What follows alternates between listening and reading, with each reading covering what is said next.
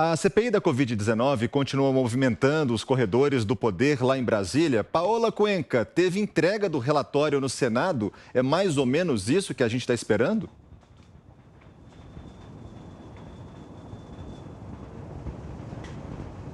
Olha, a movimentação que aconteceu foi, na verdade, que o ministro da Saúde, Marcelo Queiroga, entregou aquele questionário respondido que os senadores já haviam solicitado a ele na terça-feira passada. Eles haviam mandado ao ministro Marcelo Queiroga algumas questões a respeito da vacinação do próximo ano, sobre o estoque de vacinas, e esperavam que Queiroga respondesse esse relatório de perguntas em até 48 horas, ou seja, até a quinta-feira passada, para evitar que o ministro da Saúde fosse convocado uma terceira vez para comparecer à Comissão Parlamentar de Inquérito.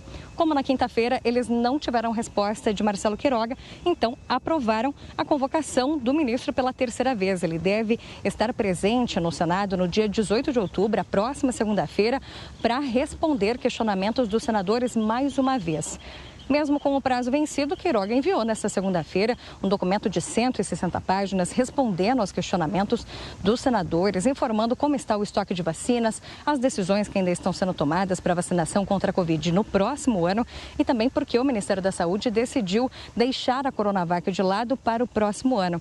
Inclusive, essa justificativa já foi dada, colocando que pela Coronavac não ter ainda o registro definitivo na Anvisa e por ter uma baixa efetividade em pessoas acima de 80 anos, é que esse imunizante estaria de fora das vacinas que serão adquiridas no próximo ano para todo o combate da Covid-19. Entregou o relatório, mas ainda no dia 18 de outubro teremos Marcelo Queiroga mais uma vez na CPI. Pois é, e Paola Cuenca, já algumas vezes a gente acompanhou notícias de que a CPI estava caminhando para o seu encerramento, mas agora o senador Randolfo Rodrigues diz que a comissão pode levar ainda mais tempo,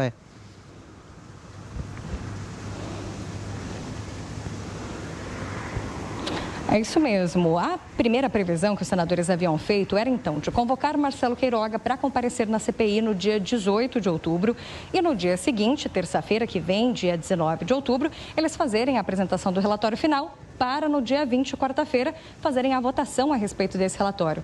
Mas Randolfo Rodrigues acabou admitindo que, como a CPI ela tem o prazo legal para poder acontecer até o dia 5 de novembro, é capaz que eles acabem utilizando mais do tempo necessário para fazer essa apresentação final do relatório.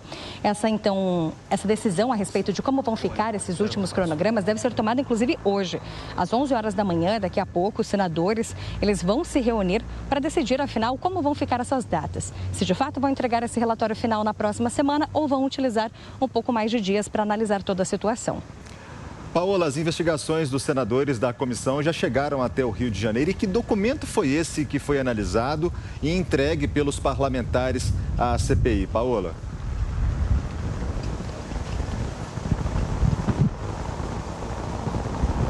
Olha, os senadores que estão envolvidos na CPI da Covid, eles devem repassar também para os responsáveis no estado do Rio de Janeiro documentos que mostram que pode haver casos de ilicitude, casos de corrupção e de fraude em esquemas de contratações de empresas para prestar serviços de saúde durante a pandemia de Covid-19 ali no governo do Rio de Janeiro.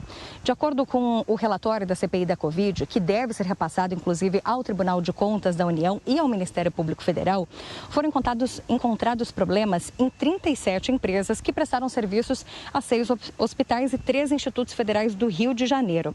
Indícios de corrupção, fraude de licitações e também de acordos entre as próprias empresas para que elas pudessem dividir esses contratos de forma que cada uma pudesse conseguir uma fatia desses serviços prestados. Os indícios de ilegalidade foram levantados pelos senadores porque esses contratos eles tiveram dispensa de licitação e eles tiveram diversos reajustes nos valores dos serviços prestados e também nos prazos para que esses contratos fossem estabelecidos. Essas mudanças ocorreram várias vezes durante a pandemia e isso levantou as suspeitas. Todas essas informações serão repassadas ao TCU, ao Ministério Público Federal e também às autoridades do Rio de Janeiro.